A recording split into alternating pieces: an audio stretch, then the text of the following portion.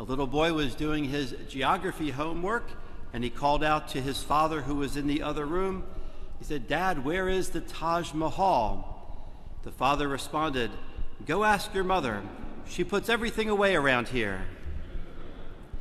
Well, the Taj Mahal is one of the greatest architectural wonders of the modern world, but in the Lord's day, the greatest architectural wonder was the Temple of Jerusalem. And that's where our gospel begins today, of people pointing up to the temple and saying, "Jesus, look how beautiful the temple is. It has costly stones, it has votive offerings, look how magnificent it is." And Jesus predicts it'll all be torn down, it'll all be destroyed, that all earthly buildings will eventually be destroyed and will pass away. Now, when we know that this particular temple of Jerusalem was the third temple built, the first one was really started by King David 1,000 years before Christ. He wanted to build a temple where God could dwell, and so he began to gather all the materials. But God told David, "No, you have shed too much blood. You cannot build my temple." And so his son Solomon, a man of peace, would build the temple. And this temple would last for several hundred years until it was destroyed by the Babylonians. But then Ezra built the second temple of Jerusalem that also lasted for several hundred years before it was desecrated. But then Judas Maccabeus and his brothers reconstructed and purified and rebuilt that temple. But then it was King Herod, called Herod the Great, who began the construction of the third and the greatest temple.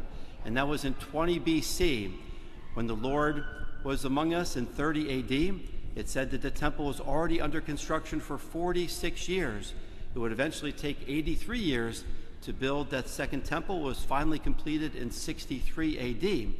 It was a magnificent structure. The building itself covered 35 acres. That's how huge this building was. One portico was over 1,500 feet long. There were 160 pillars made of solid white marble, each one over 40 feet tall. 10,000 workers built the Temple of Jerusalem each day. Over 10,000 workers worked on this magnificent structure. And yet, in 70 AD, the Romans came in and destroyed the temple. They destroyed the city of Jerusalem. And the Lord uses that destruction of Jerusalem and the temple as a preview or prefigurement of what will happen at the end of time, at the second coming of Christ, and what will happen at the end of the world. Now, we know that Jesus said, "Destroy this temple, and in 3 days I will raise it up." Well, what is he referring to? He's referring to the temple of his body, that even though the temple of Jerusalem would be destroyed, the temple of Jesus' body will resurrect and live forever. And that is one of the points in today's gospel. Well, the Lord tells us, the people even ask, "Well, Lord, what will be the signs that will occur before the end of the world?" And Jesus gives a few signs. He says, well, first of all, there'll be a lot of false teachings, a lot of false doctrines. Of course, we've seen that over the last 2,000 years. And by the way, we are in the end times. The church says that ever since Jesus rose and ascended, we are in the end times. So we've been in the end times for the last 2,000 years. Now, of course, the end of the world could be another 2,000 years from now. It could be 20,000 years from now, or it could be 20 years or 2 years or 2 days. We don't know when the end of the world will come. But the Lord does say what will happen before the end of the world. It says, first of all, there'll be lots of false doctrines, lots of false teachings. We certainly see that in our age today. Jesus predicted there'll be lots of wars, and there's certainly been a number, just countless wars in the last 2,000 years.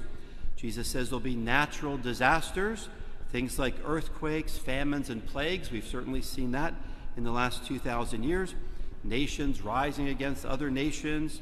And then he says there'll be persecutions as well.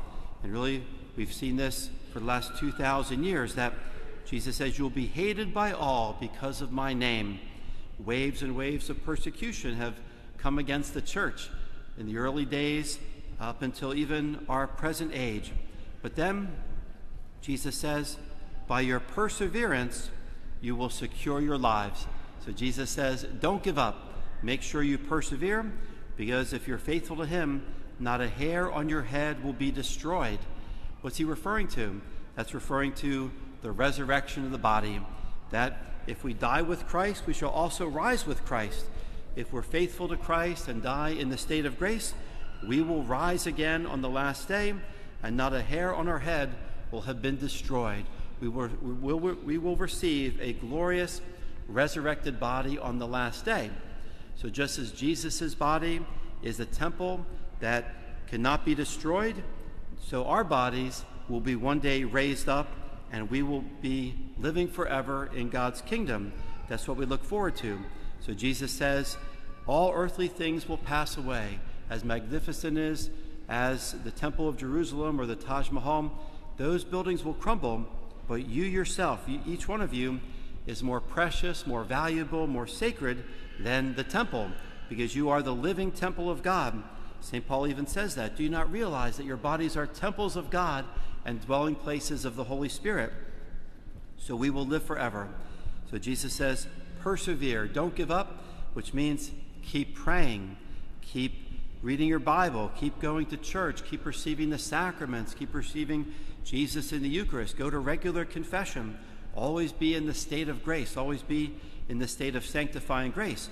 So when the Lord comes again, it won't be something to be fearful of, it'll be something to look forward to. We even say that in the Our Father, thy kingdom come, thy will be done. So let's follow the Lord's advice today to be reminded that all earthly things will pass away, but Jesus, the true temple, will live forever. And if we have died with Christ and live with Christ, we shall also rise with Christ, and we will live forever in God's kingdom.